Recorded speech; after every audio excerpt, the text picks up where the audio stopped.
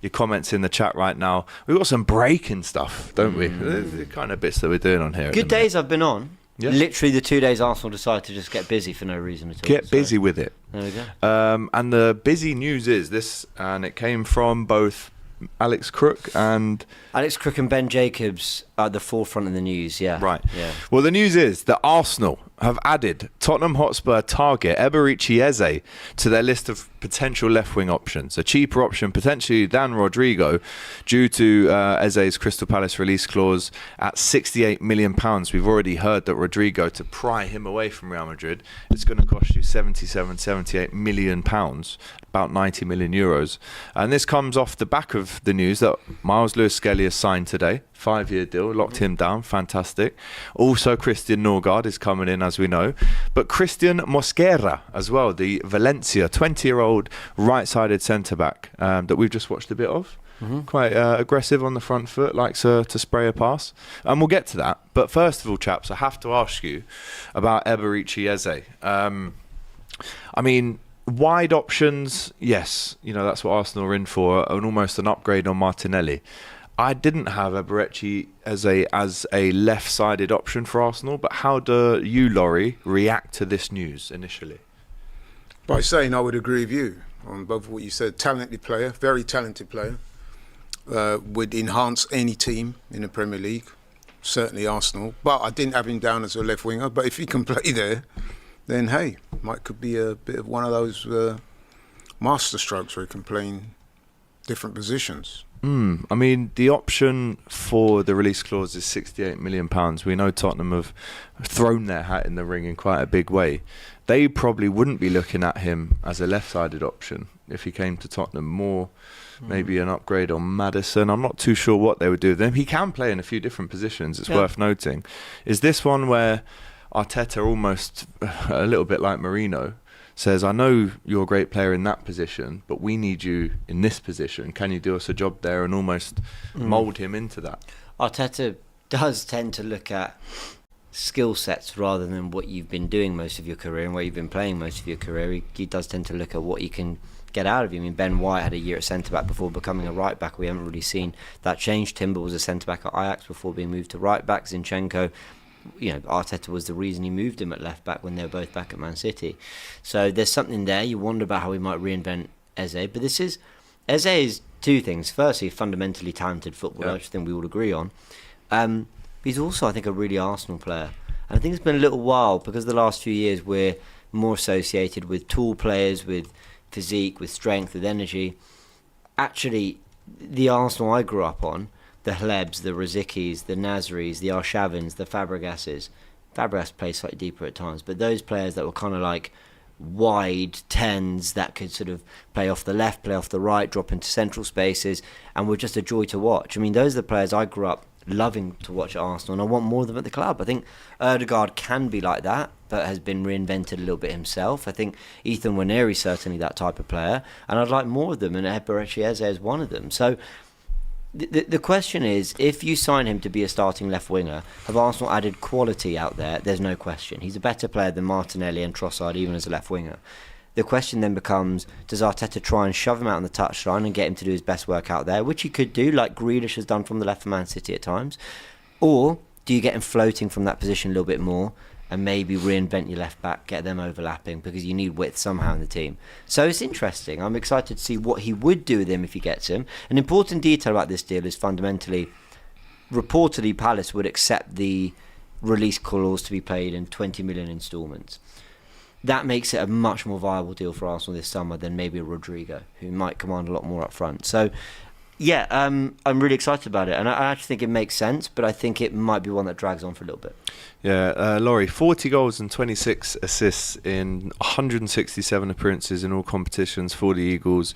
We know, in terms of Crystal Palace, he goes down as maybe one of their best ever players, who scored the winner in the FA Cup. It's no secret that the top clubs are all over him, the big six. But can you see him fitting into exactly what Arteta needs? And would he be that left-sided player that we're all talking about? You need a striker and a left-sided winger. Is this the one that Arsenal think it might be then, if they're throwing their hat in the ring now? Yeah, listen, as I said before, very talented player, seems to have the right attitude, has played in that position before, I understand.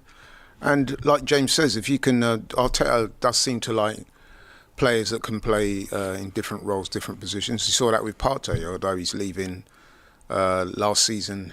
At times he was a utility right back for Arsenal.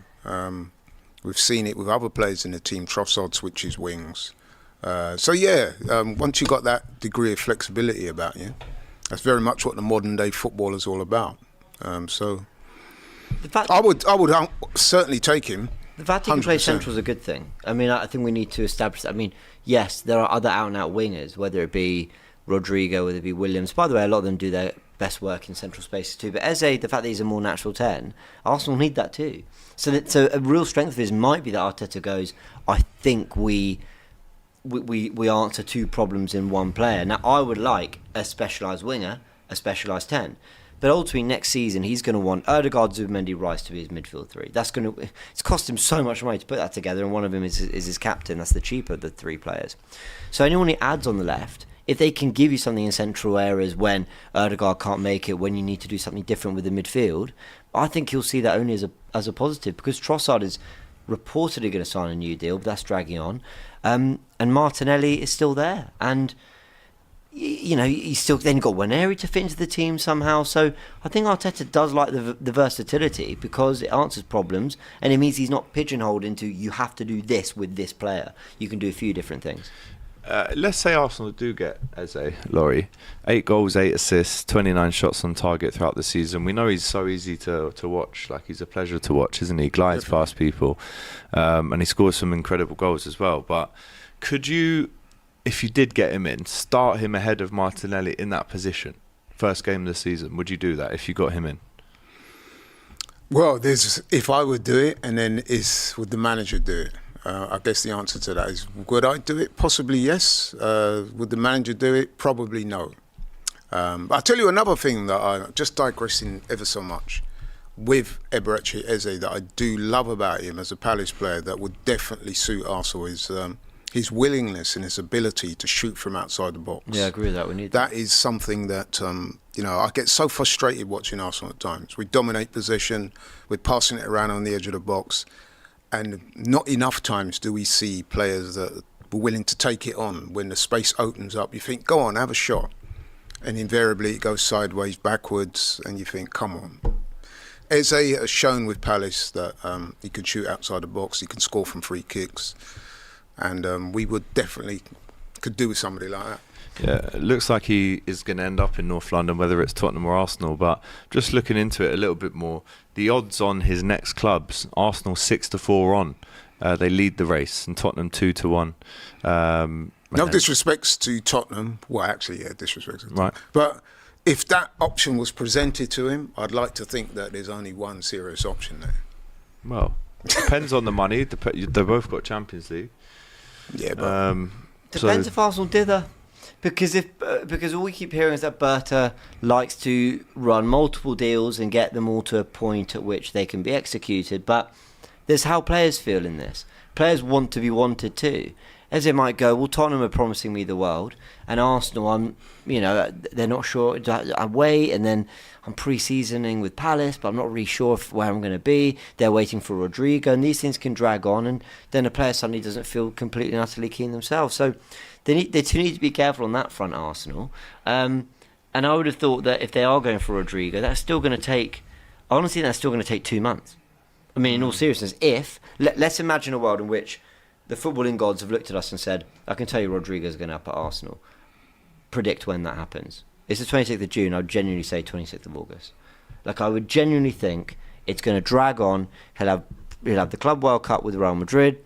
Then he'll have talks with the management. Then he'll decide he wants to leave. Then lots of clubs will enter the race. Then Arsenal will be trying to beat them to him.